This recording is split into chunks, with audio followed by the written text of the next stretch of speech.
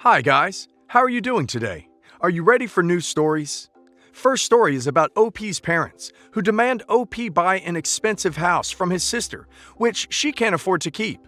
The house is way overpriced, and OP doesn't need such a big house, but they keep convincing him that it's such a good deal.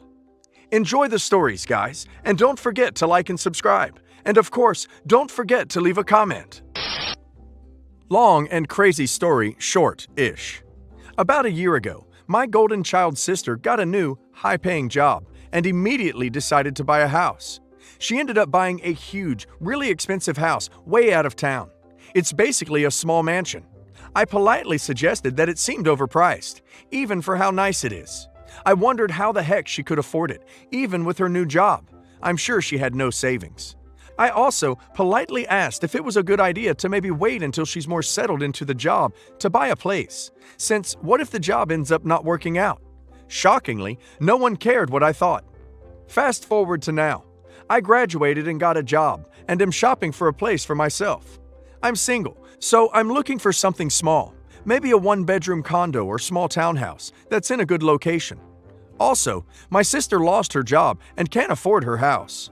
To my parents, the solution is obvious. I should just buy my sister's house.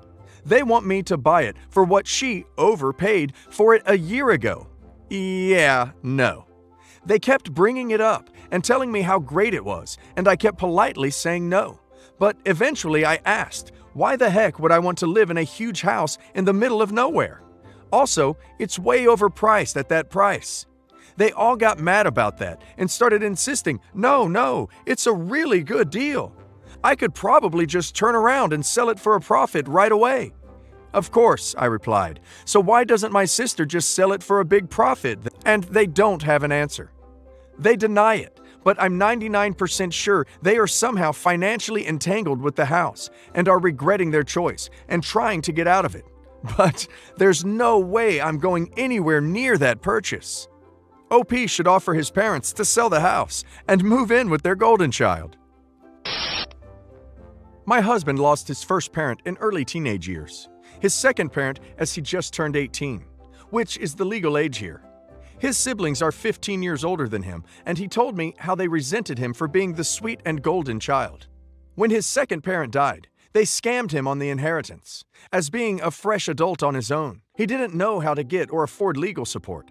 And maybe a grieving teenager doesn't really have the energy to fight his much older siblings over the remains of their estate. He lost contact with them over this.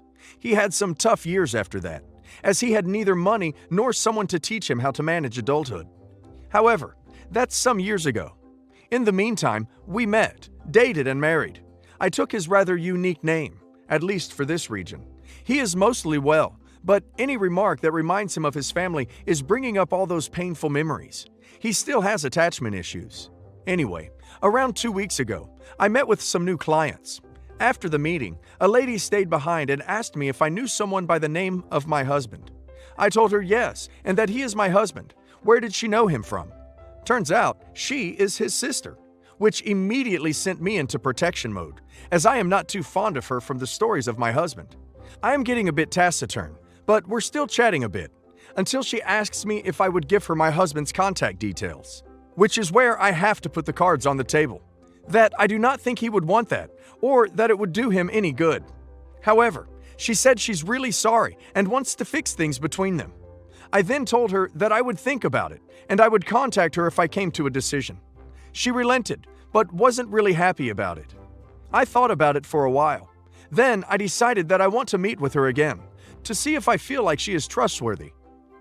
I also decided to hire a private investigator to see if she could have any other motives, like financial hardships or maybe even medical trouble. I feel like we could have met by accident, but it could have also been provoked by her. I don't plan to tell my husband about what's going on until I checked her and feel like she really is apologetic and has no other motives than contacting her lost brother. I fear that it would break him again if his sister came back to take advantage of him. He also said previously that he doesn't want to hear from his siblings ever again, so I am not sure if he would be open to meet her if she turns out okay. On the other hand, he is an adult, and keeping this from him feels quite patronizing. He should be able to make his own decisions. But maybe I should have just blocked any contact attempt from her from the beginning. Should I tell him? Totally get where OP is coming from, but like she says, he's an adult. Plus, I think it's unlikely he'll fall for their tricks again, especially if private investigator finds some juicy stuff. I think he deserves to know. I'd tell him and let him decide. But OP should let him know she doesn't trust her motives. Maybe about the private investigator as well. OP could help him make an informed decision rather than making the decision for him, if that makes sense. My ex-husband and I were together for 17 years. We have 3 children together. My ex is a senior vice president at a major company in New York City. He worked hard over the years, and we were graciously rewarded financially. Both of us work full-time, and our schedules can often run late into the night. Not to mention, we both make frequent business trips. This led us to making a mutual decision to hire a full-time nanny. Initially, we hired 2 young girls to take care of our children. The nanny took care of our children during the week, and a separate part-timer would do the weekend duties on the occasion that both my husband and I were out of town. Our main nanny was amazing, but after a year, she decided to take a job opportunity to better advance her career. We then decided to promote our part-time girl to the main nanny role. A few months in, I began to notice my husband having extra attitude with me. He was constantly taking his stress out on me, which was out of the norm. I started noticing how his mood would change when the nanny was around, and I noticed how he treated her much different compared to the rest of us. 6 months later, he filed for divorce. Less than a year after the divorce was finalized, they quietly began dating. Shocker. And they were engaged and married within another year. We have joint custody of the kids. They stay with their dad during the week, since he kept our old place, which is within close proximity to their school. They spend weekends and most holidays with me. We both live in the city still, so it's fairly easy to transport them from place to place. I have rarely spoken of her since they officially hooked up. The only time I ever see her is when we swap the kids. When I am forced to speak to her, it's usually a simple hello or thanks. It's always awkward, but I cannot fathom humanizing this woman who played a massive role in ending my marriage. She's simply a homewrecker to me, nothing more, nothing less. Recently, I've noticed my kids have been referring to her as mom while speaking of her, and it has infuriated me to the 3rd degree. My ex and this woman are brainwashing my children into believing this to be the norm. Per our divorce decree, neither my husband nor I are allowed to speak of each other in a negative way towards our children. This has been really hard for me to keep my mouth shut and not call her out for what she is in front of my children. As I dropped the kids off this Sunday evening, I simply told her that she will never be mom to the kids, regardless of what her and my ex try to cram down their throats. Monday morning, I got a text from my ex cussing me out for my comment. He revealed that she's pregnant with their child, and that me yelling at her that way, I did seriously upset her and could have done damage with her being pregnant and all. He threatened to take me back to court and attempt to gain full custody. Was my heat of the blowout moment justified? I can't believe how many people commented that OP is an a-hole. Thousands of women have nannies or babysitters. Just because OP decided to be more career-oriented doesn't mean she is any less of a mother. Nobody can say for sure if they are enforcing her as mom. So it's not fair to accuse. What they aren't doing is enforcing OP as mom. OP is their mother. She will always be their mother. Not to say she can't be a mother figure. Obviously she is. She's their stepmom, like it or not. It's not like OP called her a weaselly home-wrecking bee. I mean, seriously, after having her 17-year marriage fall apart, going through a divorce and custody agreement, and figuring out how to balance work and kids alone, OP was bound to have a breaking point. Not that it excuses OP's accusations, but it does give reason. My work friend Jane, fake name, is getting married in January. I had never considered her to be a close friend, but she asked me to be a bridesmaid, so I guess that means something. For context, I was brought up in India, so it was a major culture shock for me when I learned just how Americans are obsessed with their wedding days about being them. Like, I cannot stress enough, our weddings are filled with at least 700 to 1,500 people. Basically, everyone we know. And weddings are pretty standard unless you are rich. Nobody actually hires a wedding planner or anything, or even personally chooses the flowers and decorations. But the most shocking thing was, brides get mad at kids if they cry because they are taking away attention. Or other stuff like not having pregnant, more beautiful woman at weddings, etc., etc.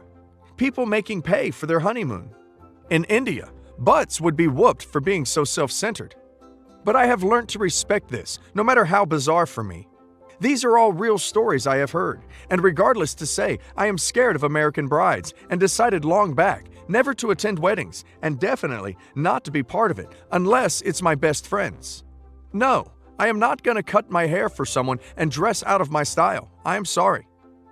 Jane knows this. She had laughed at my absurdity. So her asking me was a shocker, and I declined, citing the above reasons. She kept insisting, saying she isn't a bridezilla and would be understanding and whatnot. After 2 weeks of saying no, I finally gave in. Cut to a month later. We have been texting in a group, trying to decide on dresses, bachelorette party, and whatnot. Jane straight up said to one bridesmaid to lose some weight because she might feel ugly with the other girls and it will not be aesthetically pleasing. I got mad at her for that, and she cited the classic reason, saying, I have been planning this since I was a little girl. To which I replied, planning what? To be a bridezilla? And she called me B, saying I should be thankful that I get to be a part of the wedding. And when I asked her what did that mean, she replied saying, I am the only person of color bridesmaid, which will mean I will automatically catch attention, thus taking the limelight away from her. And she also has to be mindful of what color will suit me. I replied furiously that she begged me for 2 weeks to agree to this, and then I backed out, saying she could play Tim Burton with someone else. I am also friends with Jane's fiancé, and out of anger, I told him the details of the fight. He got mad at her, and they must have had a fight, and she called me crying, saying I was a major a-hole and should fix this mess. I replied she should stop being fat-phobic and hung up on her. I know brides are supposed to be under a lot of stress and all that, so I am sort of feeling bad about this. Am I the a-hole? Edit. Wanted to say this. She said, don't be such a B. I think going to her fiancé was a wrong move from my side. I should not have let my anger get me, but fiancé was a friend of mine before they started dating, so I thought I was obliged to. I don't think OP is an a-hole. Unfortunately, these kinds of brides are becoming more and more common. They think they're entitled to act horribly and everyone should take it. It didn't used to be that way. This is a newish phenomenon that's been ramping up for the past 20 years or so, and it's only going to get worse. Entitlement breeds entitlement. That she has the audacity to demand OP fix this is laughable. Unless OP can bring her back down to earth and magically make her less entitled and self-centered, it's not going to be able to get fixed. By the time this is over, she'll have lost a few friends and still not see herself as being the cause of it. Even if she has a change of heart and apologizes, OP should say thanks, but no thanks to being in her wedding party. I wouldn't even attend as a guest at this point. Update. I'm sorry, but the story is 100% real. And I am also sorry if I hurt someone's sentiments by going on a rant about American weddings. I just wanted to tell you how bizarre it really does sound to me. And the stories I listed for examples are all I have heard from my friends. I knew that if I committed to being a bridesmaid, it would be extremely hard for me to bend according to the bride's wishes. So I simply decided never to put myself in that situation. Unless it's my best friend's wedding, who will be totally understanding, hopefully. Why should I agree to something I will 99% hate to do, and then possibly make a deal out of it, thus creating more pressure for the bride? Anyways, someone asked me how I knew the fiancé. Let's call him Charles. And the thing is, Charles and I went to the same college. We never exchanged numbers, but were mutuals on Instagram. I, in a fit of rage, communicated all the details of the fight with him. And I guess in my mind, it was justified by saying he deserved to know about her actions. But yeah, I also did it out of spite, not proud of it. Charles later called me to say they had a fight, and apparently Jane's sister, Lizzie, had made some comments about the other bridesmaids being out of shape, which led to Jane being all mean about it. Also, Lizzie will be the photographer, so it was hard for Jane to contradict her on anything. And I am guessing they also have some issues between them as well.